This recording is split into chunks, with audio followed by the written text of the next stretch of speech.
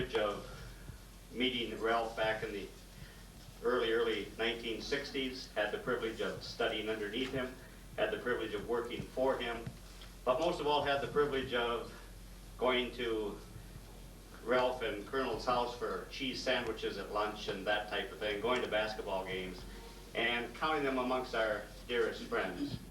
Been in essence a second father figure over the years. Ralph Nichols is Mr. Listening. Ralph Nichols, as Harvey Wright Weiss wrote some years ago, is basically a decent, humble, and endearing man. But a man who has had impact on this globe, across the globe, to advance the business of listening in ways that most of us will never know. We have a very simple plan today. Ralph Nichols has a presentation that he will make. We then have 3 respondents. The respondents, if you all will join me in just a moment, will be introduced at a later moment. Upon Dr. Nichols' conclusion, each respondent will have a few moments to make some observations, and then we will get this international conference off to a roaring start. Dr. Nichols' presentation is entitled The Resolution of Conflict. Dr. Nichols, if you would come up, if the 3 respondents would come up to the front table, and then I will introduce you to Edward Boyce. I wish I deserved 1% of what he said about me. Good morning, friends and fellow listeners. You and I live in a world of controversy. It's almost impossible for any one of us to get out of our bed in the morning and creep back into it at night without having been in a disagreement, perhaps even a dispute with somebody. The reason is quite clear. Each one of us is the result of our own experience, and there are no 2 people in this world exactly alike. From our experiences, we develop certain perceptions and perspectives, certain feelings and emotions, and now and then one of our perceptions runs counter to someone else's perception, and controversy starts. It need not be bad if the 2 participants remain cool, calm, and collected. Indeed, it may be very good, because from 2 opposing points of view, truth may emerge. But all too often, controversy hardens into hard, definite conflict. Let me give you an example. When people get excited or emotional in what they say or make personal remarks. You know, Bill, I think you're kind of a weirdo myself. You are claiming that if we put 11 flags on 11 ships that nobody's going to take a shot at them and blow them out of the water. You're nuts, man. Me nuts? I want to tell you something. I've been watching you, fella, and you know as well as I know that if we don't put our flags on those ships, the Russians will put them on theirs and take over the whole Persian Gulf. I've been watching you and listening to you, and I think there's a red streak down the middle of your back about a foot wide. Wow. An explosion can result from this definite conflict which has emerged. The one question in this world about which we know the least and should know the most is this. How can civilized people, presumably sane, calm, and objective, suddenly without warning break into physical combat, hatred, perhaps even torture and killing? Now the next... Summarizing and closing this moment, let me take it to the basic. And let me do it by analogy. For some time I used to play tennis. But I stopped playing tennis the last time the Colonel beat me. I decided that I would go and learn how to play golf. I played most other sports in my life, but I never played golf. 3 or 4 or 5 times a year, my friends, my clients, and others would invite me to play golf. And I would say to them, no, it's a stupid game. It's stress-inducing. There's no exercise. It takes too much time. It's expensive. It's a stupid game. But they would prevail, and I would play, and I would not play well because, of course, I hadn't been playing. And because I wouldn't play well, I would conclude it was a stupid game. Because it was expensive and didn't give me much physical exercise and took too much time and induced my stress, I fulfilled my prophecy and thus didn't play anymore. But inevitably my friends and clients and others would continue to invite me, and each time they'd invite me I'd play poorly, and each time I would rationalize the conclusion that it was a stupid game. About 5 years ago, my son at that time was interested in golf. Scotty, 14 years old. And he said to me, he said, "Dad, let's go play golf." He'd been playing with his friends. I said, "No, son, it's a stupid game."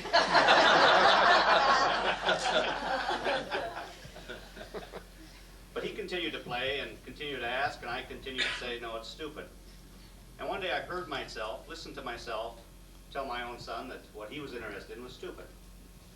And something dawned on me, and that something was simply this: don't ever tell your kid that something they're interested in is stupid. So I said, "I'll work at getting better and we'll play." So I went out and spent $7,000 and took out a membership. Bought a set of clubs and started to play. And discovered it was a stupid game.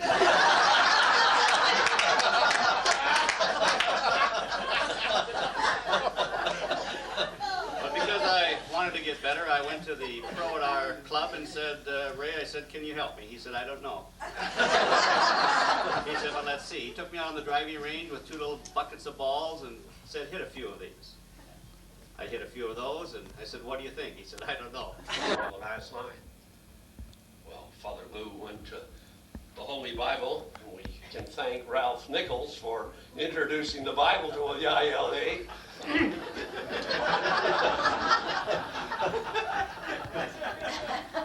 So Father Lou went to the Bible, and he read that story of the possessed boy that Matthew tells. A father, that brought his son to Christ and said, "Have pity on my son, for he is demented and in serious condition." And he tells all that he did. He throws himself into the fire, and he tears at his flesh, and he screams, and he roars. And Jesus said to him, "Demon, get out." And the apostles, looking at Christ, said to him, they approached Jesus at that point and asked him privately, "Hey, what's going on here? Why could we not expel this demon?" And Christ went on to talk about the quality of their faith, leading up to the line that Ed had told Father Lou to pay particular attention to.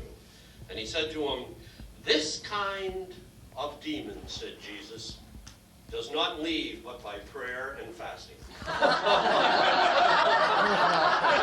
Concerning people when necessary, but he retains a tremendous sense of belonging to that family of people in MDS that he works with. I've seen Ed time and time again. I'm always amazed at the number of first names he knows of those 3,000 people in his organization. And to illustrate a little further why I think he's eminently prepared to talk to us about listening, is in the early days of the building of that company, and Manny yesterday just hit on it very quickly. It started in 1968 with a handful of people, and it's over 3,000 now. But in those early years, Ed covered this entire province and anywhere else they had facilities, and he would sit at the end of a bench in one of their labs and listen to the people. Long before Tom Peters talked about management by wandering around, Ed was called the wandering non-Jew in his organization. He wandered constantly. So there came a point in the development of MDS when Ed could no longer do that. And it became evident to Ed that there was a problem of communication between the people in the trenches and those at headquarters. And so he devised a scheme, which in my consulting experience of 18 years is unique, whereby he had his company elect members to an employee assembly, much like a U.S. Congress. And each member of that assembly would be representing a specific constituency. And he or she, 85% she, so let's say she would go out to the members who elected her, pick up all their concerns and gripes, and come to that assembly and represent those people And for 3 days, they'd hammer out areas that they wanted to see corrected, areas of improvement, areas of concern. Now that group in turn elected a council who would meet 4. Judy, if you ever need any myths, Bill's a good man to talk to.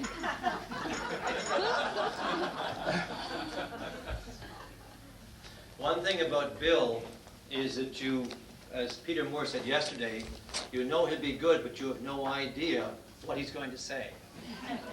But he saved me a lot of time because he's given a very good eulogy. If I ever need one in the future, I know where to get it. What I thought I'd do in the time that I have here is sort of start off by telling you what listening means to me today and the way I do things, and then backtrack and take you on a little path as to how I got there. And I'll try to talk about the 3 areas of life, the 3 areas of leadership that I have been involved in, which I attribute primarily to my approach to listening.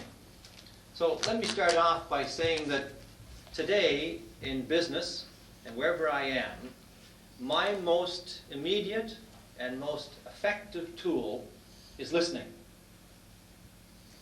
And I take listening, as Paul would say about the ear, in its broadest sense, of everything that means, of being tuned into the environment, tuned into the person, being sensitive, all of that. And just to give you an illustration, so for example, in hiring people, trying to find somebody who would fit into the MDS culture, when I'm interviewing anybody, and the higher you go, the more important it is to pay attention to, I always watch, pay attention to whether the person listens. I don't play games. I don't try to trick them to see if they miss something subtle. I follow what I think is the Dr. Nichols style of listening attentively and perceptively. I listen to what's being said, and if somebody says something like, I'm really into self-analysis, and it sounds to me like it doesn't make any sense to me the way they've said it, I said, what's that about self-analysis? And if they pick it up and explain it and carry on, fine. So I start with the listening, and I watch that as my barometer of communication. And if you have more than one person and you want to communicate, you have to be able to listen. Ago I stopped trying, I just keep on talking. It's good to be back to another get-together of listeners. Somehow when we come back together again, whether it be in half a year or a full year, you look at the people you met a year ago, the people you were meeting then, and it brings you back a little bit. It helps you reevaluate yourself, it makes you think. In a sense it is, not in a sense, and it is, a intercultural experience, let's face it. And it started long ago. But at one point, when I was more active in this organization, I was trying to get our focus to a more global view. I was trying to get our focus to, number one, stay with business and stay with our schools and stay with teaching listening. But I was trying to help our focus, or get help, in taking our focus to a worldly view of the globe. I wrote an article 2 years ago. I'd like to read excerpts from it.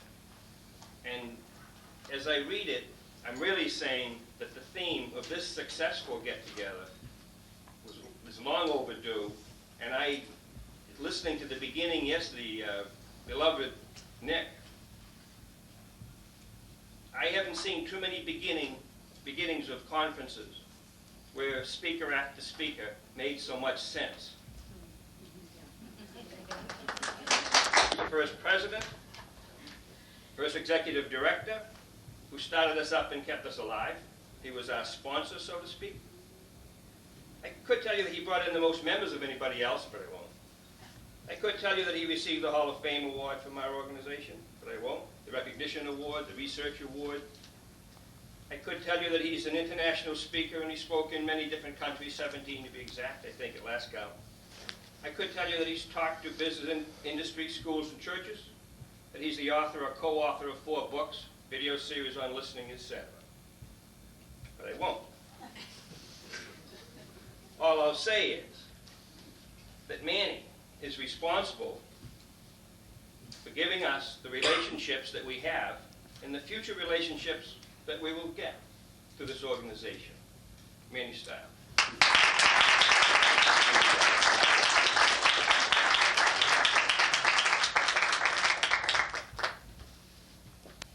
Father, well, let's just talk about the simple aspect. Let's talk about L equals A times W, because that's all you have to remember.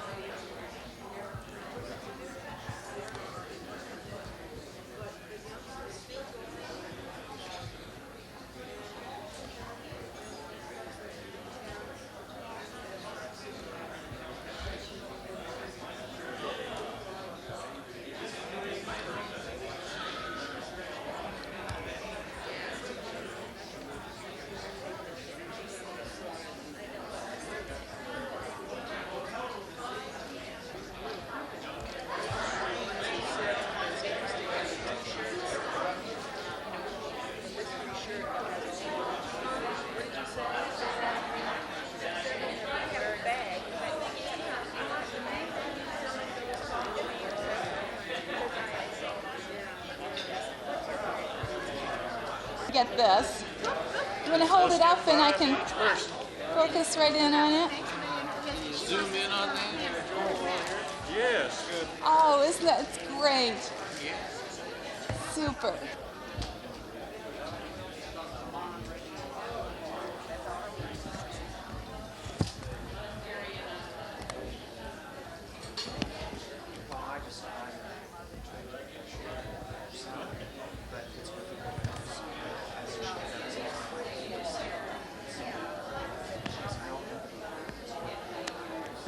If you haven't joined ILA, we have the membership forms here, and pick up one for me or at the registration desk, and take another and offer it to your colleague. We're finding that we're being more successful if we contact individuals personally rather than sending. So we're going to try to do both. Send them a form, and also would you ask your colleagues to join if you found this very exciting for you. Get a brochure and join us if you haven't. Thank you. Bill, how come the yellow sweater will enjoy it? All right, we got it. Thank you. Yeah. How many of you are enjoying the conference and the weather? You let me know. I can guarantee the same kind of weather in Phoenix, Arizona. If you have an idea, there is a sheet out at the registration table that will give you information on how you can submit programs, papers, ideas, activities, anything that you think will help us make a difference. Money. We're paying Kitty. Oh, great. A suspicious transaction. That's more than enough. Oh, give me more. It's a presidential payoff.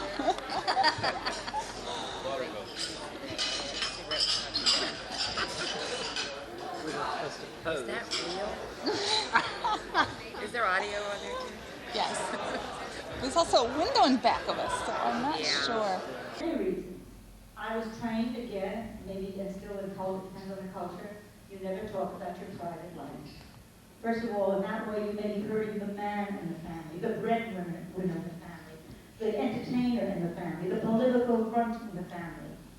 So that women, and I'm saying this about women, I'm not against men, but about women, have been learned to keep quiet, long, long silences. I think Kitty Kelly's book on Frank Sinatra was a very brave thing to say the truth, because we have waited too long to make people, in this case a man, accountable as a husband, as a father, as a friend, as a citizen. We do not negate that he may be a good singer, but we have to take responsibility. And that's happened with husbands, and that happens with friends. So I, in a sense, knew I was treading on certain ground because I was talking about, let me give you a little overview of the book. I won't go into it because if you wish it, it is there on sale. You can get it in the library too. But the thing is that in the book, I had to deal with, and I'll tell you why I wrote the book, but I dealt with 3 husbands. I dealt with a living relationship, widowhood, divorce, single parenting, many important careers in different countries. New York, where I was born, in Texas, where I went to live with a former husband, and in Canada. And Paul, the story of a man's fight against blacklisting. And I had someone check in New York, CBS was going to run it. William Devane played my husband, charming, very sweet, very nice.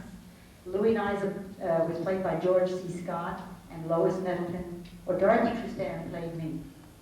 And I felt that if I watched it, I might be written out of it, but that's okay. I mean, I was divorced, as long as somewhere my name was mentioned, but I was very proud of that period. Very proud of winning that blacklisting fight and fighting.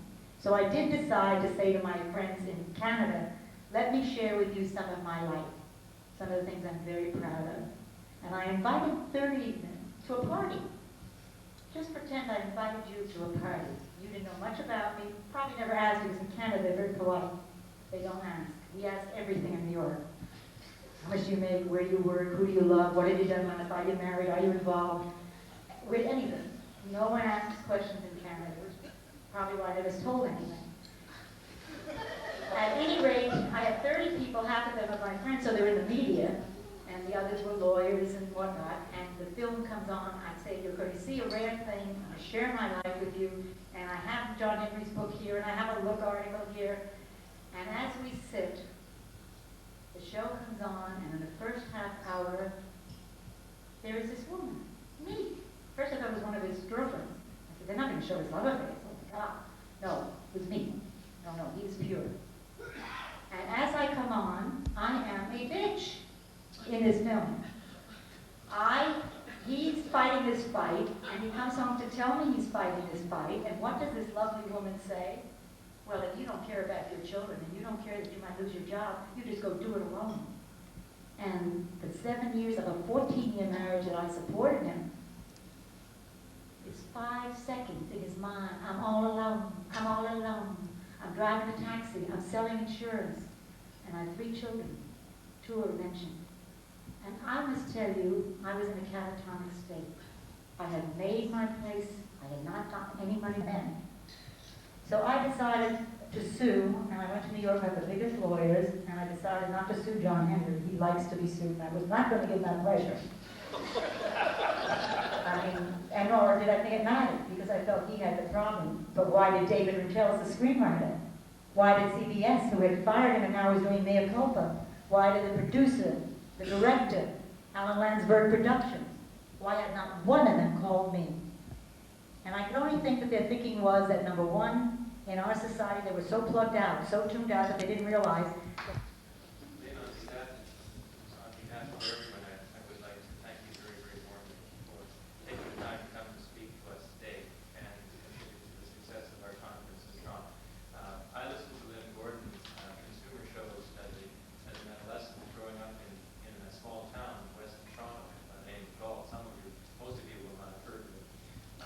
But in this small town, there was a beacon coming into town every morning. It happened to be the first year I was going to the school.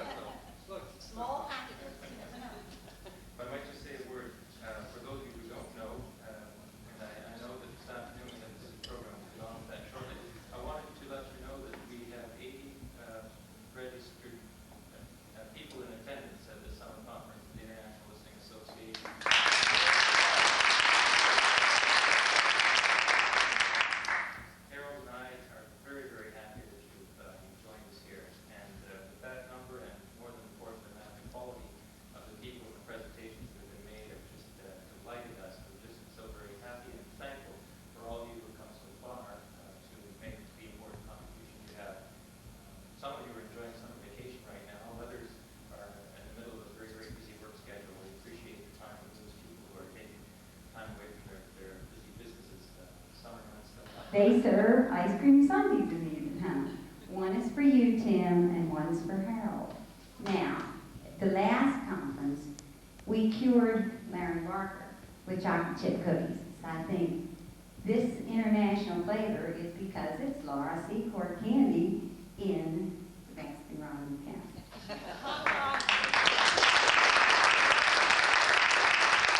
And one other thing, Madam President, I can't go in a candy store without getting you candy too.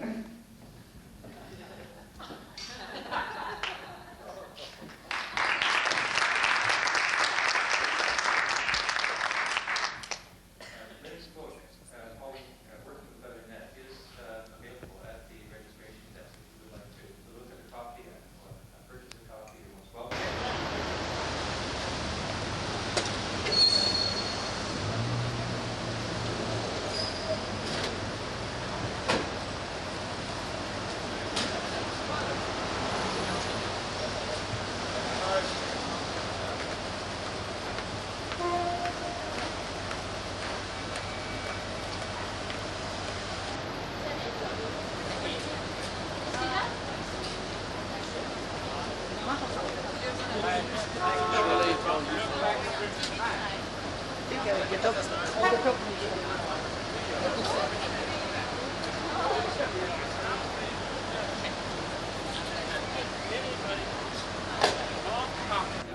Yeah. I can take some of that if you're. Okay? Yep. SHOP shop. Ready? SHOP shop, SHOP shop, SHOP shop. What do you do when you come to a green light? Stop. Go through it. I did that one time, and 10 minutes later, one lady leaned over to her friend. She said, "He said green light, didn't he?" Sometimes it takes a while to sink in. One more. I'll give you one more chance. Let's do SMOKE smoke. All right? Ready? SMOKE smoke, SMOKE smoke, SMOKE smoke. What do you call the white of the egg?